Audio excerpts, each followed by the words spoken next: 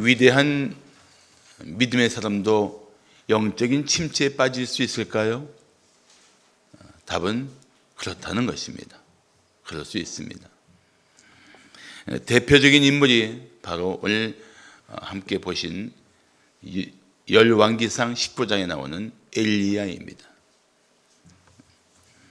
영적인 침체를 겪고 있는 사람들을 보면서 아니 어떻게 저분이 저럴 수가 있어요 라고 말하지 마십시오. 그럴 때 오히려 그런 분도 영적 침체에 빠질 수 있다는 사실을 이해하고 그 침체에서 벗어날 수 있도록 도와주어야 합니다. 엘리야에 대해서 야고보서 5장 17절은 이렇게 말씀합니다. 엘리야는 우리와 성정이 같은 사람이라. 성정이란 말은 연약하고 또 쉽게 지치는 상태를 말합니다.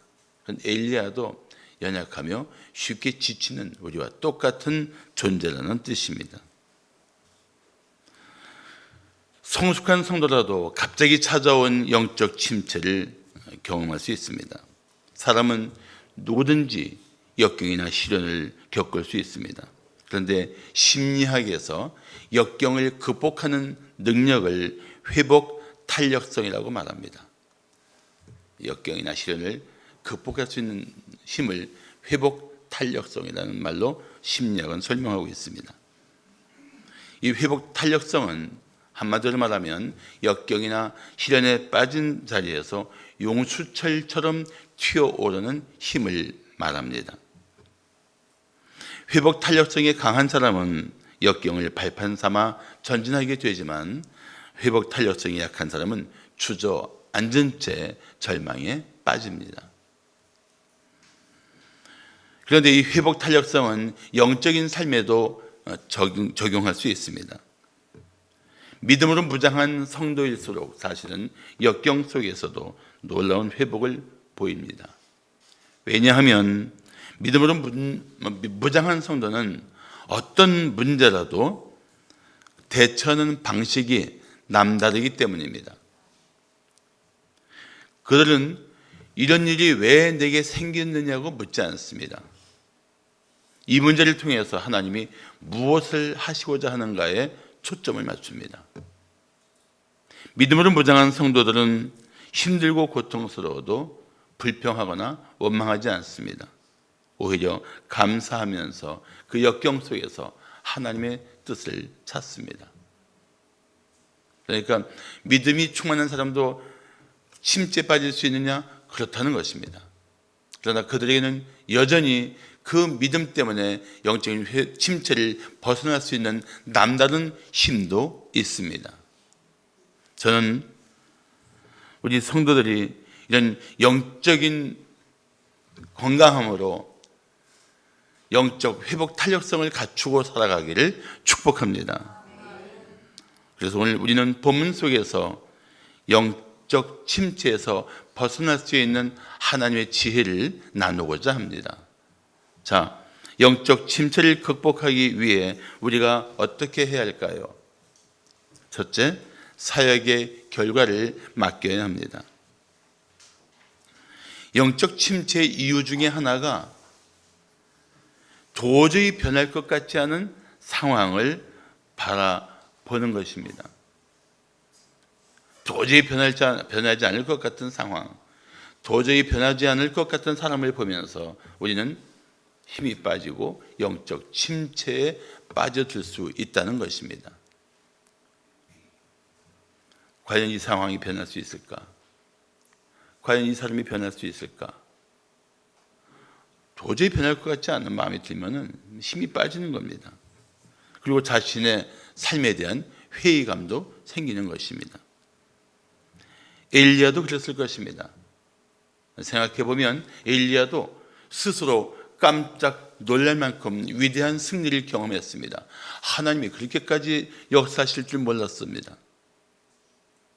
갈멜산에서 바알과 아세라 선지자 850명과 850대 1로 흔히 하는 말로 맞짱을 뜨지 않았습니까? 그 안에 하나님께서 주신 약속이 있고 그 약속에 대한 믿음이 강력했단 말이죠. 그런데 놀랍게도 하나님은 바알과 아세라들의 그 난동 속에서도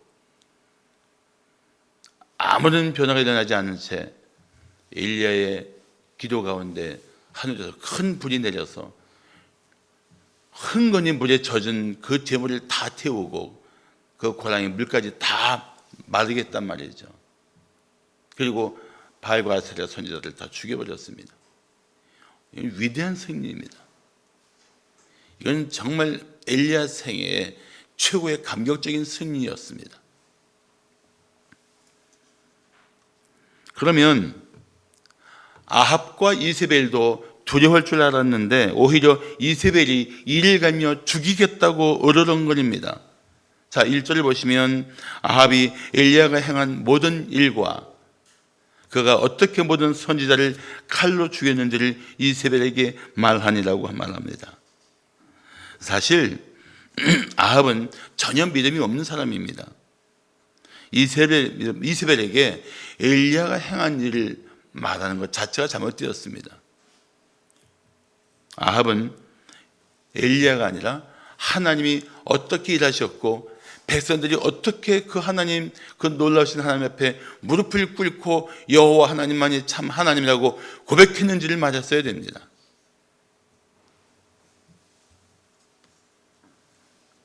그래서 진정한 하나님의 역사를 고백하면서 아합은 이렇게까지 얘기를 했어야 됩니다. 이세벨, 내가 오늘 목격했어요. 여호와 하나님만이 참으로 살아계시고 능하신 하나님이십니다.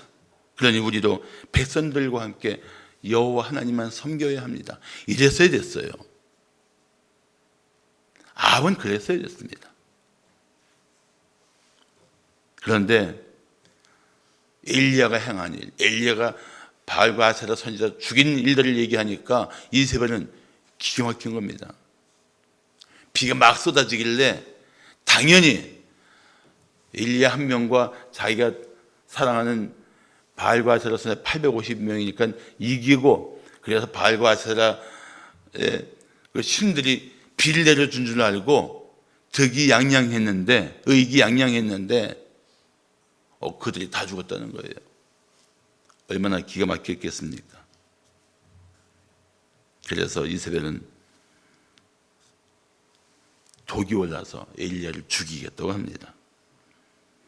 그래서 2절은 이세벨이 사신을 엘리야에게 보내어 이르되 내가 내일 이맘때에는 반드시 네 생명을 저 사람들, 네가 죽인 그 바알과 아세라 사람들 중에 한 사람의 생명과 같게 하리라. 그렇게 하지 아니하면 신들이 내게 벌 위에 벌을 내림이 마땅하니라.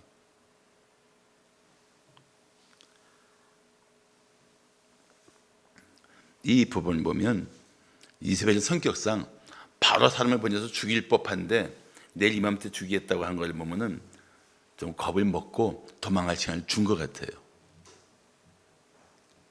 그런 것 같지 않습니까? 그렇지 않다면 할 수 없지만 제가 생각하면 그래요.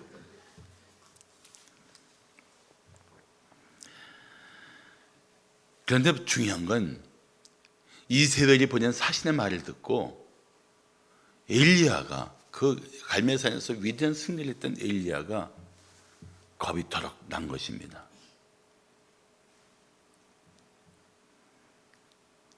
그래서 그 마음속에 겁도 나지만 그 마음속에 그 힘을 빼는 생각이 든 거예요.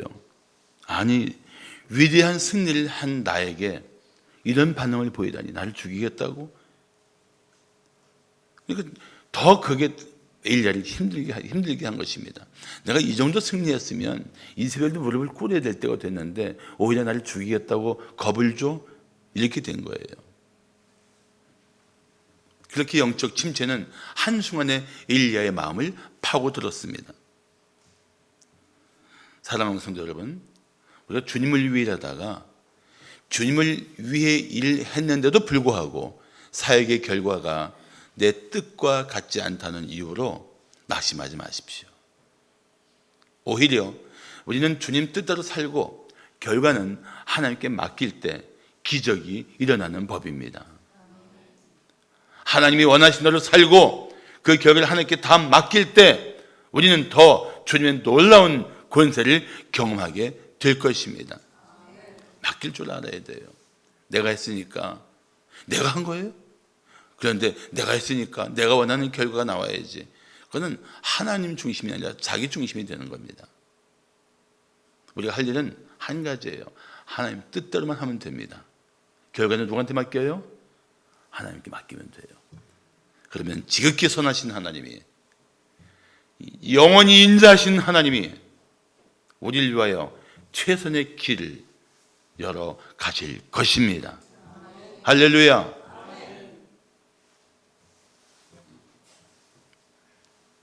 때로는 내가 그만큼 사랑하고 섬겼으면 변해야 되는데 변하지 않는 사람이 있을 수 있어요. 그 사람도 나는 내가 할 도리를 다 하고 결과는 하나님께 맡겨야 됩니다. 하나님이 하실 거예요. 믿습니까? 하나님이 하시는 거예요. 내가 하는 게 아니에요. 내 사랑 때문에, 내 섬김 때문에, 내 희생 때문에 마음에 감동을 받을 수 있겠지만 그를 변화시키는 것은 하나님의 역사입니다. 그러니까 우리가 당장 결과가 내 뜻대로 되지 않는다고 낙심하지 말아야 됩니다. 그것이 바로 영적인 침체의 원인이 될 것입니다.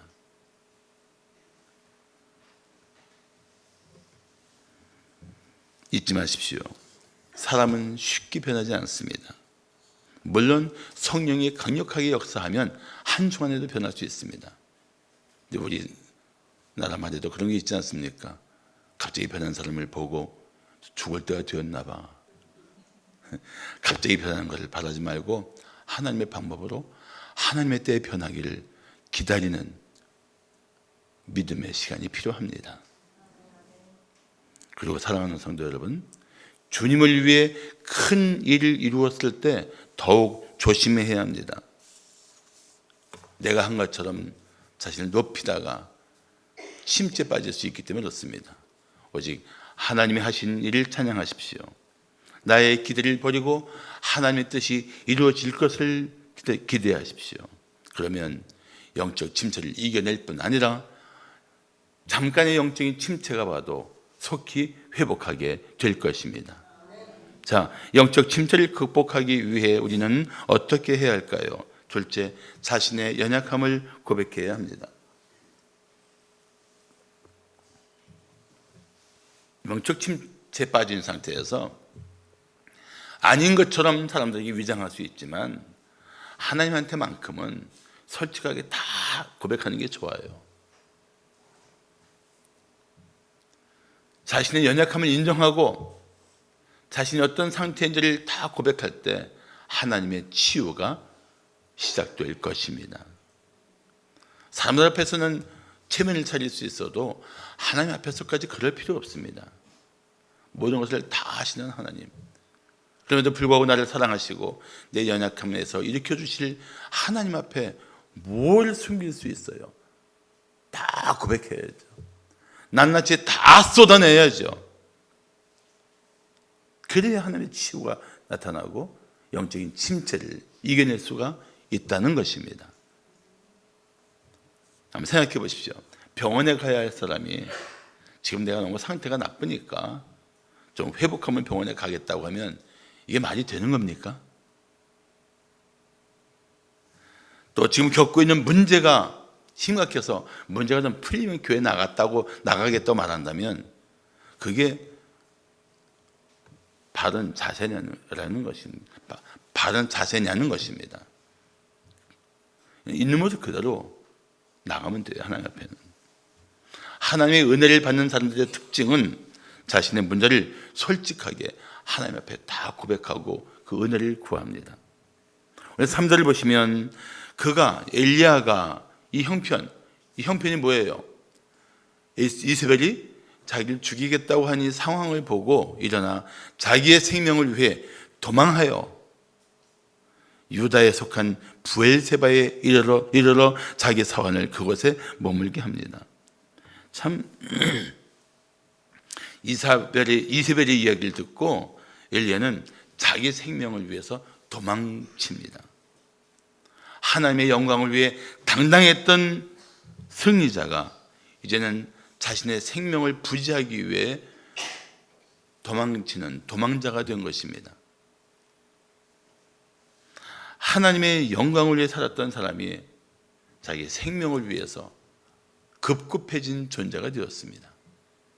산 위에서 광야로 한순간에 급전직하한 것입니다. 그런데 이 갈멜산에서 이 브에세바까지 도망갔는데 이 거리가 얼마냐? 우리가 쉽게 이해한다면 약 380리예요. 멀리 도망간 거예요. 그냥 간단히 이 근처에서 몸 숨긴 게 아니라 멀리 도망갔습니다. 그만큼 두려움이 컸던 것입니다. 성도는 형편만 보고 판단하지 말아야 돼요. 형과 동생이 싸웠는데 사람들이 동생 편만 들어요. 이럴 때 뭐라고 말합니까? 형편 없는 세상이라고 말합니다. 형편만 보고 판단하면 우리는 오판하기 쉬워요. 형편이 어려울수록, 형편이 두려울수록, 형편이 상황이 내게 불리할수록 우리는 도망치는 인생이 아니고 하나님 품을 향하여 뛰어드는 인생이 되어야 마땅할 것입니다. 하나님을 바라봐야 돼요. 따라합시다. 형편을 보지 말고 하나님을 바라봅시다.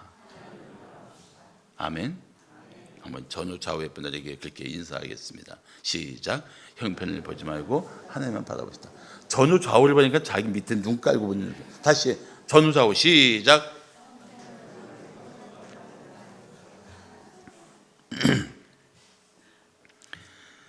두려운 상황에 처했던 다윗도 이런 고백을 했습니다. 시편 31편 14절 15절 보시면 내가 무리의 비방을 들었으므로 사방이 두려움으로 감싸였나이다. 그들이 나를 치려고 함께 의논할 때에 내 생명을 빼앗기로 꾀하였나이다. 무리들이 잔뜩 둘러서서 사방에 몰려들어서 죽이겠다고 하는 거예요. 그때 다윗이 뭐라고 말합니까? 31편 15절에 보면 여호와여 그러하여도 온 사방이 나를 향해서 겁을 주고 죽이겠다고 몰려들어도 나는 주께 의지하고 말하기를 주는데 하나님이시라 하였나이다. 이 정도 믿음을 가지고 하나님을 바라보아야 할 것입니다. 그래야 나를 두렵게 하는 형편, 죽음의 두려움으로 나를 위협하는 세력 속에서도 우리는 이겨낼 수 있습니다. 우리 믿음을 더 키워야 돼요. 더 주님을 향해서 시선을 고정시킬 줄 알아야 돼요. 주님만이 내 하나님이시라고 고백하면서 주님에게만 모든 것을 걸고 살 줄 아는 믿음이 필요하다는 것입니다. 그 믿음으로 살아야 돼요. 그 믿음으로. 어영부영하는 믿음 가지고는 세상을 이길 수 없습니다. 작은 믿음 가지고는, 보잘것없는 믿음 가지고는 세상이 주는 두려움을 이겨낼 수가 없습니다. 정말 믿음이 필요한 시대를 살고 있어요. 우리 성도들이. 이 다윗의 고백이 얼마나 하나님을 기쁘시게 하겠습니까? 그런데 엘리야는 더 깊은 슬럼프에 빠져듭니다. 그래서 4절에 이런 소리를 합니다. 자기 자신은 광야로 들어가 하룻길쯤 가서 한 로뎀나무 아래 앉아서 자기가 죽기를 원하여 이르되 여호와여 넉넉하오니 지금 내 생명을 거두시옵소서. 너는 내 조상들보다 낫지 못하니이다. 자, 이 말씀 잘 보세요. 자기 생명을 위해서 도망친 엘리야가 이제는 광야에서 낙심해갖고 죽여주세요. 자기 생명을 포기하는 마음까지 나왔고 심지어는 조상들보다 낫지 못하다는 고백까지 나옵니다. 그러니까 이게 지금 아주 영적으로 바닥에 쫙 깔릴 정도로 침체한 상태예요. 하나님께서 그래 네 기도를 내가 들어주겠다 그러고 바로 불러가십니까? 아니에요.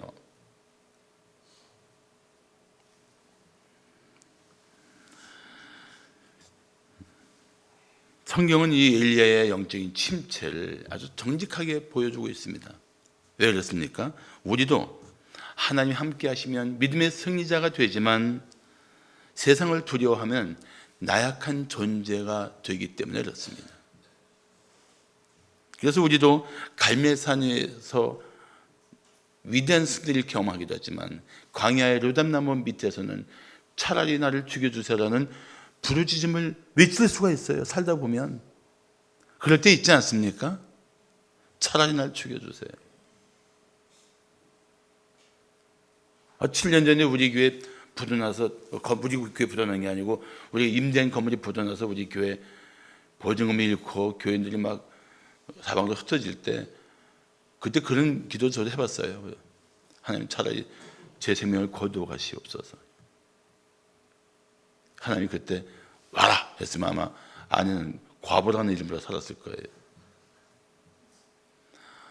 그런데 그런 침체 가운데 그럴 수 있어요. 차라리 내 생명 거두어 가주세요. 나는 조상들보다 못한 지질이 못난 보잘것없는 인생입니다. 그렇게 탄식할 수 있어요. 그게 믿음이 있는 소리는 아니지만 우리가 영적으로 침체하면 그럴 수 있어요. 침체하면. 그런데 이 고백이 사실은 하나님 앞에 자신의 연약함을 고스란히 드러낸 거예요. 영적인 침체 중에서는 그럴 필요가 있다는 것입니다. 하나님, 전 죽을 만큼 힘듭니다. 차라리 죽여주세요. 이 보잘것없는 인생을 주님 거둬주세요. 그렇게 고백할 수 있다는 거예요. 그거 자체가 잘못된 것이 아니라 그런 자신의 연약함을 인정하며 부르짖는 그 모습을 주님께 보여드릴 필요가 있다는 거예요.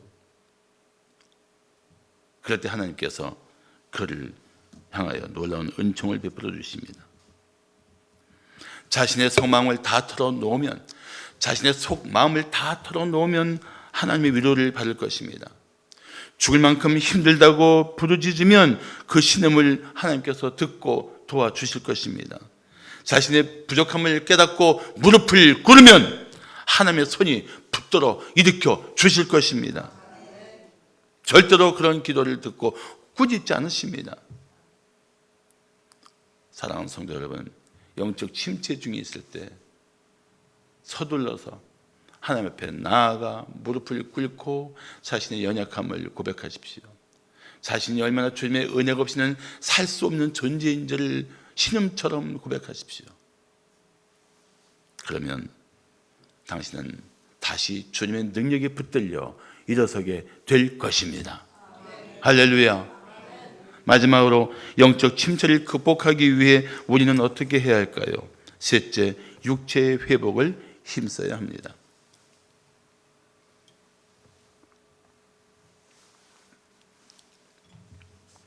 예수님이 십자가에서 돌아가셨을 때 가장 충격을 받았던 사람들이 누구였을까요? 11 제자들입니다. 그래서 그 중에 일부는 다시 먹고 살자 하고 어부 출신들은 갈릴리 바닷가에 가서 고기를 잡았습니다. 밤새 잡았는데 허탕치는 그 자리에 나타나신 예수님이 배를 그물에 오른쪽에 던져라 했더니 무려 153마리의 물고기를 잡았어요. 그물이 들 수 없을 만큼 무거웠습니다. 그리고 그들이 돌아왔을 때, 물가로 돌아왔을 때 예수님이 숯불을 펴놓고 먹을 것을 준비하셨어요. 먹이시면서 밤새 지쳤던 제자들을 위로하시면서 그 자리에서 예수님은 베드로마저 회복시켜 주십니다. 먹이시면서 회복시키시는 하나님, 난 이 말 참 좋아요. 먹이시면서 회복시키시는 하나님. 오늘 5절 보시면 로뎀나무 아래에 누워 자더니 천사가 그를 어루만지며 그에게 이르되 일어나서 먹으라. 지쳐있는 엘리야에게 하나님께서 일어나 기도해 하는 게 아니고 일어나 먹어라. 이 정신 나간 사람아 기도하지 않고 뭐해 하는 게 아니고 일어나 먹고 좀 쉬고 있어. 먹여주시는 하나님 얼마나 다정다감합니까? 하나님이 우리의 연약함을 그렇게 돌보고 계신 거예요. 사람은 육체가 연약해져도 영적 침체에 빠질 수 있습니다. 그런 사람에게 기도하지 않아서 그래 하고 정죄하는 것은 그건 사랑 없는 소리예요. 오히려 힘이 되도록 식사를 대접하면서 위로해 주어야 합니다. 먹고 마시는 일은 지치고 힘든 몸과 마음을 회복하게 합니다. 사람은 전 인격적인 존재예요. 성경에는 우리의 영과 혼과 육, 영, 혼, 육을 말하고 있지만 그것은 구성이 그렇다는 것이지 우리는 전 인격적인 존재예요. 하나예요, 하나. 영이 병들면 혼이 병들고 혼이 병들면 몸이 병들어요. 몸이 약하면 혼이 약해지고 혼이 약하면 영적인 연약함까지 오는 이 전 인격적인 존재입니다. 엘리야는 좀 쉼이 필요했습니다. 광야에 있는 그에게는 먹을 것이 필요했어요. 하나님은 그의 영적인 것만 돌보신 것이 아니고 그 육체의 연약함도 돌보고 계신 것입니다. 나 우리 교회 일꾼들도 어떤 때는 참 마음이 참 바라보면서 참 힘들겠다는 생각 때문에 솔직히 마음이 아플 때가 있습니다. 주중에는 생업 때문에 바쁘고 주일은 쉬지 못하고 또 교회 일로 바쁘고 지치기 쉽겠다는 생각합니다. 그런데 어떤 분은 일이 힘들고 몸이 지쳤다고 교회 일부터 끊으려고 합니다. 그건 아니에요. 주중에 하는 일들 중에 우선순위로 두고 정리하면 자기를 지치게 하는 비생산적인 일들이 있습니다. 그거 먼저부터 정리해야지 대뜸 교회 일부터 안 하겠다고 하는 것은 그건 잘못된 태도입니다. 교회의 영적인 쉼은 이 영적인 쉼은 더 잘하기 위한 충전을 위한 쉼이 되어야지 하나님의 일과의 결별을 선언하는 것은 난 하나님이 기뻐하실 일이 아니라고 생각합니다. 왜냐하면 예배는 삶을 충전시키는 힘이 있어요. 기도는 하나님 앞에 자신을 더 힘있게 하는 힘이 있어요. 봉사는 자신의 삶을 충만케 하는 영적인 권세가 있습니다. 이런 것들을 자꾸 끊어가면서 세상 일로만 분주하면 그건 소비하는 삶이 되고 방전하는 삶이 돼요. 물론 우리 모두에게는 쉼이 필요합니다. 하나님의 일을 쉬는 것도 더 잘하기 위한 쉼이 되어야지 하나님의 일에 아예 손을 놓는 것은 하나님을 기쁘시게 하는 일이 절대 아닙니다. 사실 우리에게 하나님이 주시는 날마다의 은혜는 참 놀라울 정도로 계속되고 있습니다. 난 이것을 일상의 은혜라고 말하고 싶습니다. 먹을 것을 주시고 잠들게 하시고 이 일상의 은혜예요. 이 일상의 은혜가 얼마나 지속적인 은혜인지를 우리는 잊어버리고 당연시 여기고 살 때가 많습니다. 이 일상의 은혜도 우리를 향하신 하나님의 큰 은혜인 줄을 알아야 합니다. 그래서 시편 127편 3절을 말씀하기를 그러므로 여호와께서 그의 사랑하시는 자에게는 뭘 주신다고요? 잠을 주시는도다. 그래서 어떤 성도가 예배 때마다 자요. 어떤 사람이 깨웠습니다. 자지 말라고. 그랬더니 하는 말이 주님이 사랑하시는 자에게 잠을 주신다 그랬어. 잠을 주신단 말이에요. 먹을 것 주시고 잠들게 하시고 쉬게 하시는 공간이 있고 이게 다 우리에게 주시는 평범함 속에 감춰진 비범한 은혜예요. 믿습니까? 그래서 청교도였던 영국의 수상이었던 이 크로멜은 음식을 놓고 늘 그렇게 기도했다고 합니다. 먹을 것이 있어도 건강이 좋지 않아 먹지 못하는 사람이 있고 건강에도 먹을 것이 없는 사람이 있는데 저기는 먹을 것과 먹을 수 있는 건강 주셔서 감사합니다. 그럼 먹었단 말이에요.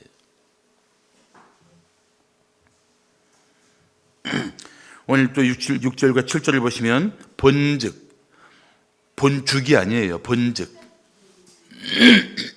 머리맡에 숯불에 구운 떡과 한 병 물이 있더라. 이에 먹고 마시고 다시 누웠더니 여호와의 천사가 또 다시 와서 어루만지며 이르되 일어나 먹어라. 네가 갈 길을 다 가지 못할까 하노라. 먹고 또 잠들었어요. 피곤한 거예요. 몸이 축 늘어진 거예요.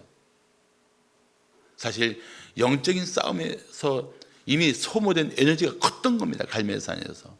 거기다가 386길을 도망쳐와서 거기 사원 두고 또 하루길 약 40km를 또 돌아서 광야에 왔으니까 영적인 탈진과 함께 몸도 완전히 기진맥진했을 거예요. 이런 사람을 하나님께서 어떻게 하십니까? 먹이시고 쉬게 하시는 거예요. 이건 이제 충분히 쉬었다고 생각하시니까 다시 일어나서 먹이고 이제는 갈 길을 가야 된다고 그걸 일으켜 세워주십니다. 하나님이 다시 누운 엘리야를 보고 꾸짖은 적은 절대 없습니다. 이렇게 약한 모습 보이지 마라, 궁상 떨지 마라 하고 일으켜 주신 게 아니에요. 갈 길이 있어. 먹고 힘을 내. 내가 가야 할 길이 있어. 여기가 내가 머물러 있을 곳이 아니야. 먹고 힘을 내서 가자. 이렇게 해주시는 거예요. 그래서 8절을 보시면 이에 일어나 먹고 마시고 무엇을 의지해서? 음식물의 힘. 하나님은 이 음식물의 힘을 엘리야에게 공급해 주신 거예요. 이번에 우리 사역자 회의할 때 우리는 그 음식물의 힘을 가지고 아주 힘껏 일했습니다. 음식물의 힘. 이 음식물의 힘을 의지하여, 여기서 하나님을 의지하여, 물론 하나님을 의지하죠. 그러나 하나님께서는 매우 구체적으로 우리를 힘있게 하시고 매우 실제적으로 우리를 일으켜 주십니다. 그게 뭐예요? 음식물을 통해서 우리를 힘있게 하시는 거예요. 그래서 40주 40이야. 다시 말하면 40일 동안을 가서 하나님의 산 호렙에 이릅니다. 호렙. 자, 갈멜산은 하나님의 권능을 경험한 곳이라면 호렙산은 하나님의 임재를 경험한 거예요. 갈멜산에서는 승리를 했지만 호렙산에서는 하나님을 인격적으로 만나게 됩니다. 그래서 그는 육체적으로 회복하고 호렙산에서 하나님의 임재 앞에서 영적으로 충만해집니다. 하나님은 그렇게 영적 침체에 빠져있던 엘리야를 회복시켜 주시고 계십니다. 사랑하는 성도 여러분, 이제 당신에게 먹을 것을 주시고 힘든 중에도 수면하게 하시는 하나님의 손길, 그 손길을 힘입어 그 침체한 자리에서 일어나야 합니다. 일어나서 다시 하나님의 임재 앞으로 나아가야 합니다. 그러면 영적인 충만까지도 회복될 것입니다. 할렐루야. 우리가 잘 아는 Amazing Grace, 나 같은 죄인 살리신을 작시한 존 뉴턴이 1767년 영국의 올리라는 도시에서 목회할 때 36살 된 윌리엄 쿠퍼를 만나게 됩니다. 그때 쿠퍼는 정신적으로 완전히 무너져 있었고 몇 차례 자살을 시도한 상태였습니다. 그런 윌리엄 쿠퍼가 병원에 입원해 있던 중에 신실한 크리스찬인 나다니엘 코튼 박사를 통해서 예수를 믿게 됩니다. 그리고 윌리엄 쿠퍼는 마침 올리로 이사하게 돼갖고 존 뉴턴 목사님이 심호하는 교회에 등록하게 됩니다. 그 후 13년 동안 뉴턴 목사는 쿠퍼의 뒤엉킨 영혼의 정원을 돌봐 주었습니다.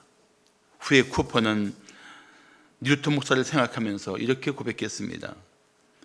뉴턴 목사보다도 더 신실하거나 더 다정한 친구는 또 없을 것이다. 그만큼 올리 있을 때 쿠퍼는 영적 절망의 시기에서 뉴턴 목사를 통해서 그는 영적으로 회복하기 시작했습니다. 중요한 것은 그가 영적인 침체에 빠져 있을 때 사람을 통해서, 교회를 통해서 하나님의 주권적인 은혜가 때마다 그에게 나타났던 것입니다. 그 사실을 깨달은 쿠퍼는 마침내 감동에 넘쳐서 이런 찬송시를 남겼습니다. 샘물과 같은 보혈은 주님의 피로다. 보혈의 죄를 씻으면 정하게 되겠네. 날 정케 하신 피 보니 그 사랑 한없네. 살 동안 받은 사랑을 늘 찬송하겠네. 윌리엄 쿠퍼는 그렇게 회복하게 되었습니다. 3절이죠. 날 정케 하신 피 보니 그 사랑 한없네. 살 동안 받은 사랑을 늘 찬송하겠네. 늘 찬송하겠네. 늘 찬송하겠네. 살 동안 받은 사랑을 늘 찬송하겠네.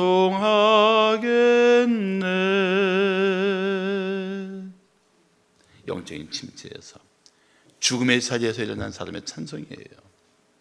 살 동안 받은 은혜, 내가 호흡하는 동안 받는 은혜, 내가 이 땅에 존재하는 동안 받은 은혜, 그 은혜를 그는 마침내 노래하게 되었던 것입니다. 사랑하는 성도 여러분, 영적인 침체에 빠질 수 있어요. 그러나 그 자리에 머물러 있지는 마십시오. 당신에게 다시 힘을 주시고 일으켜 주실 주님을 바라보십시오.